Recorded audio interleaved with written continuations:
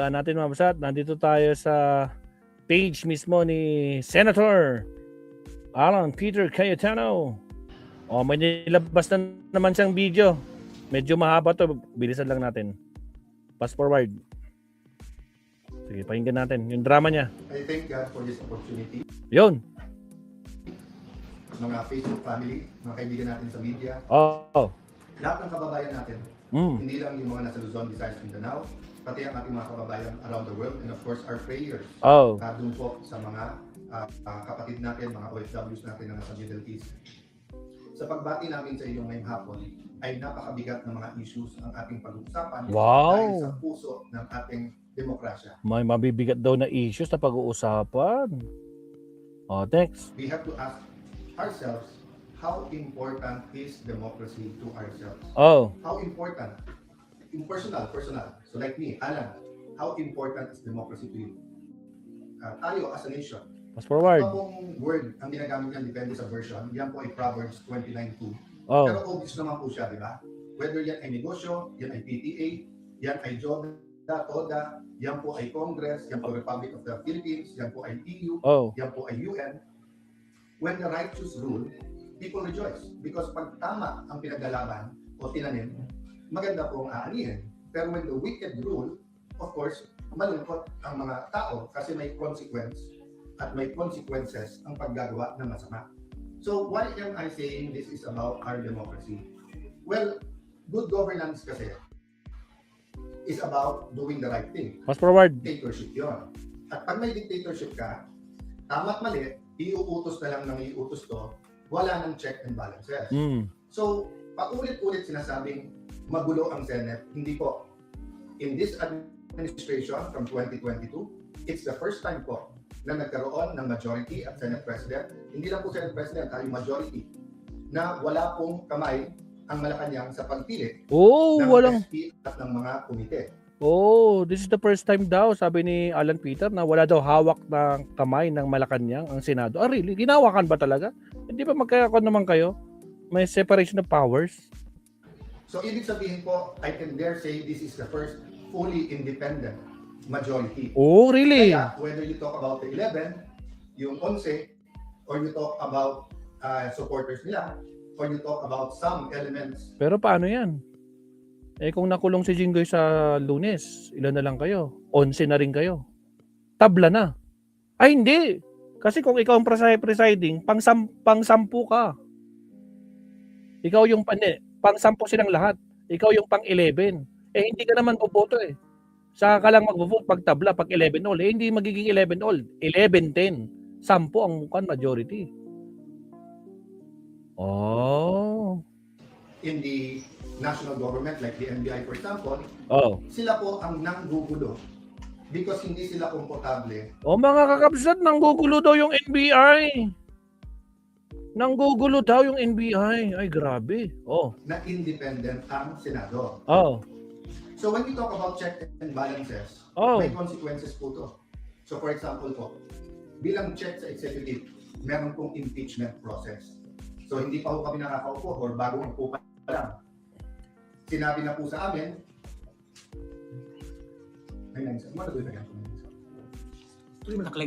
so, naka-live. Yung script nyo, ayusin nyo. Yung naka-live yan, naka-live. Hey guys, I'm just asking kung copy naman yung sound. Okay. Yan. Because we're just using a cell phone and taking this opportunity to speak to all of you directly. Okay. So, nandun ako sa impeachment, di ba? Ang dami po. May mga bishops, may mga business groups, may mga schools. Naglabas po lahat ng mga statement na kailangan independent, kailangan impartial yung impeachment. Sabi, itong bagong majority will do many things, will manipulate, will have machinations, whatever, para itigil yung impeachment. Pero nakita niyo po, napakaayos. Napakaayos daw. Napakaayos daw ng impeachment. Di ba? Pero gusto niyo may online voting sa impeachment? May online voting. Ano yun? Force majeure? Ang alin? Walang naging problema. Ay, wow! So, kung sasabihin ko sa impartial, ibig sabihin po, base sa ebidensya, tamang proseso. Ang problema po kasi sa ibang statement, nasa utak nila ay ang impartial convict na. O, ganun din sa kabila. Yung sinasabing impartial ay acquit na. Wala pa nga home trial eh. So, hintayin natin ang trial at bantayan natin araw-araw. Pero nasaan po ang sense of truth? Doon po sa mga nag-issue ng statement na ngayon nakikita nilang tama ang pamamalakad at maganda at hindi issue po. Maganda po ang takbo tungo doon sa impeachment. Maganda ang schedule. Binabuhat niya yung sarili niya, mga kakamsat. Maganda daw ang scheduling ng impeachment. Alam niyo naman kasi, di ba, Mamsat, no? Nakita niya yung clamor ng mga masang Pilipino, no? Talagang gigil na gigil sa ginagawa. Kaya no choice sila. Di ba? No choice. Pero ngayon, po, kitang-kita ang plano. Doon pa nga lang sa gusto niyo magkaroon ng divide the house and let's vote. Alam na this. Kaya hindi kayo nagtagumpay, di ba? Hindi talaga kayo magtatagumpay. Ay, Diyos ko po, Rudy. Naka po, Alan. Wala akong nag-statement na mali pala yung una nilang statement. Okay lang po yun. Oh. That's your right. Ang sinasabi ko lang po kung anong itatanim nyo, lalo po yung mga namumuno ng mga eskwelahan, pinabantayan kayo, gagayahin kayo ng mga bata. So dapat, pag tayo gumawa ng statement with integrity, with truth. Oh, good. With integrity daw. Yung events na nangyari po noong Tuesday. Let me clarify ha. Hindi pa namin pinagbobotohan yung amendment sa rule na papayag po sa teleconferencing or online na pagboboto. Wala pa ho kami doon. Ang pinagbobotohan pa lang ho, whether or not pag-uusapan ito. So again, to the heart of democracy, is there anything wrong with talking about changing the rules? We're not proposing. Bakit mo papalitan yung rules? May rules na nga kayo, di ba? Kahit yung online voting na yun, may rules. Nangyayari lang yung online voting kung may force majeure. Pero yung pinakamagaling na senador na may kasong obstruction, pinakamagaling talaga. Pero napaka-brilliant na senador. Huwag nagmana sa'yo. Proposing murder, we're not proposing abortion na mga per se mali. Oh. Na dapat hindi pag-usapan kasi ayon sa konstitusyon natin mali. Ang pinag-uusapan po natin kung sa mga panahon na ngayon, given the threat sa Senate, given the different attacks on the Senate, given the different attacks on individual members of the Senate, yung experience po namin nung minority pa kami kung paano pigilan na magbuo ng majority, yung mga threats na tanggap namin. I'll go to that later, and in the next few days, option po ng ibang mga senador yun, maglabas ng ebidensya. Oh, really? May mga threat sa mga kapwa mo senador? Really? Magpakita ka ebidensya, magpuro chismis, parang Aimee din eh. Sa mga pananakot na ginawa, para hindi namin mabuo yung independent. Ay, ganon? May pananakot? Ay, naku po. Bakit naman kayo matatakot? Bakit may kasalanan kayo? Na senador. What's my point po? Paulit-ulit po na sinabi ni Senator Kiko Pangilinan, paulit-ulit po na sinabi ni Senator Risa, paulit-ulit po na sinabi ni Senator Lacson, at lalong-lalo na po na sinabi ni Senator Erwin Tulfo. Hindi lang po sa session sa media, at hindi lang Tuesday, even the days after. They kept on saying, bakit walang debate? Bakit hindi nila pwedeng pag-usapan yung side nila? Wala pa nga tayo doon. Kung nakinig lang sila, kung sila po ay tinigil nila yung drama, even after the session, and instead tried to listen to each other, the motion was to take up the amendment. Ibig sabihin, is was sponsor pa to, and then ang bawat isa ay pwede magtanong, pwede pa nga mag-amend kung tingin nila mali. So I won't dwell on that, but just to say that the starting point has to be the truth. And ang problema, if you're on their side, dun sa 11, na 11 po kayo, kasi po sinasabi nila, wala silang chance na magtanong, magpaliwanag. Wala pa nga ho dun meron chance. So sabi nila, agoy! Para napakala mo nakukonvince ka kay Kwan, no? Kung paano siya magsalita, no? Paano ba kasi payang-pahiya sila, 'di ba? Ilang beses niyang gustong hatiin yung Kwan. 'Di ba? Atat na atat sila. Bakit ba atat na atat kayo? O ngayon may kaso na yung isa. Kinabahan. Buti hindi yung plunder case ang lumabas. Hindi yung plunder na may warrant, Diyos ko Lord.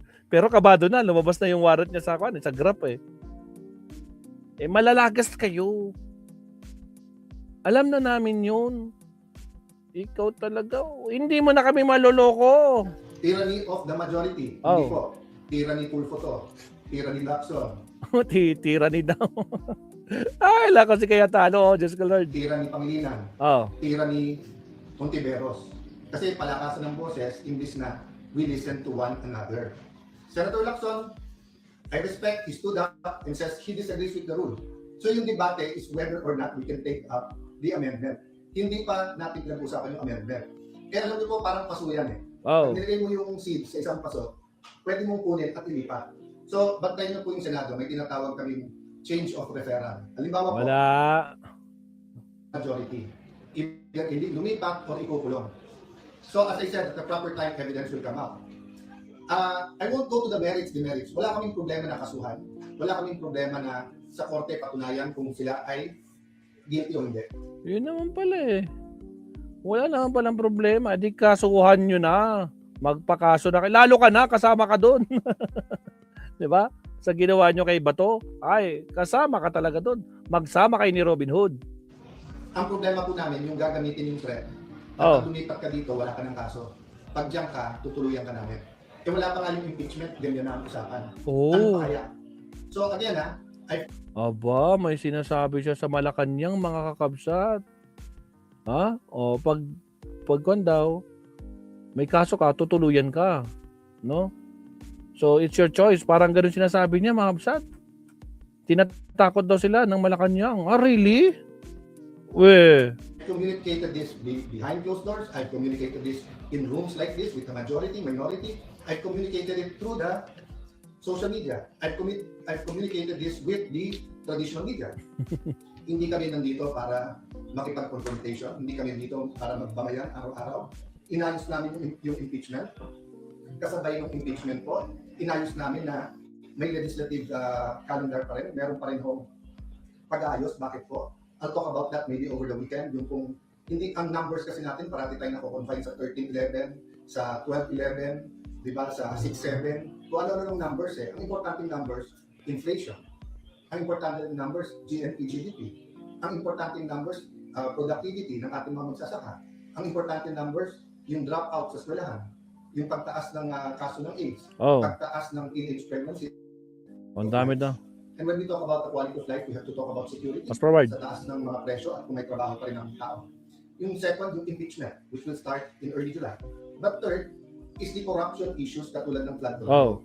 So we finished a caucus over lunch and we agreed, subject to some minor discussion pa among our chairpersons and the paperwork, that a subcommittee will be formed Yan, may subcommittee daw, mga kabsat. Gagawa sila ng subcommittee ng Blue Ribbon. sa flood control. And Senator Marcoleta will issue the notices on Monday. Oh, mag-i-issue daw si Marcoleta. Ituloy na sa Thursday yung flood control scam hearings. It will be impartial and we want the whole truth and not only some truth or some true, some not true to come out. Kung makikita nyo, may conflict na kagad. Sabi ng ombudsman, meron mastermind. Sabi ni Senator Lacson, walang mastermind. Sabi ni Senator Lacson, ito yung mga dapat hindi imbitahin. Sabi naman ni Senator Marcoleta, ito dapat imbitahin. So Let's provide. the whole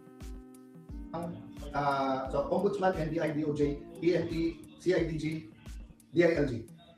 Agad-agad pumayag kami sa joint with the DILG at PNP, but at one point, sila na lang. Kami ang tahimik para independent. Pero kung ano na narinig kong statement katulad nung sa CIDG na imbestigahan daw si Robin at kami doon sa pagtakas ni Senator Bato. Ay, kinakabahan siya. Iimbestigan sila ni Robin tsaka ni Kawatano. Mismong boss nyo na eh. Mismong DILG at PNP nagsabi na May 13, wala pa kayong hawak na warrant at pending pa sa Supreme Court kung pwede nga i-serve yung warrant. So paano naging pagtakas yun at paano naging krimen na tulungan siya makalabas? Wow. So kung iimbestigahan nyo ang buong Senate at majority, kailangan yung imbestigahan ng Chief PNP at SILG. Kasi sila mismo nagsabi, wala namang warrant na isa-serve eh. Oh, kita nyo, dinivert na ni Kawatano, mabsat. So, you know, it's getting crazy. Paulit-ulit na lang kayo na magulo ang Senado. Hindi po ginugulo nyo. Hindi na maglog Senado. My goodness. Wala na. Oh, masyado niyang tinataas yung kanyang bangko, mga kakabsat, no? Oh, ito, walang kakwenta-kwenta rin yung ginawa niyang kwan dito. Kumbaga, nililigtas lang niya yung sarili niya talaga sa kahihiyan, mga kakabsat. Okay na tayo dito.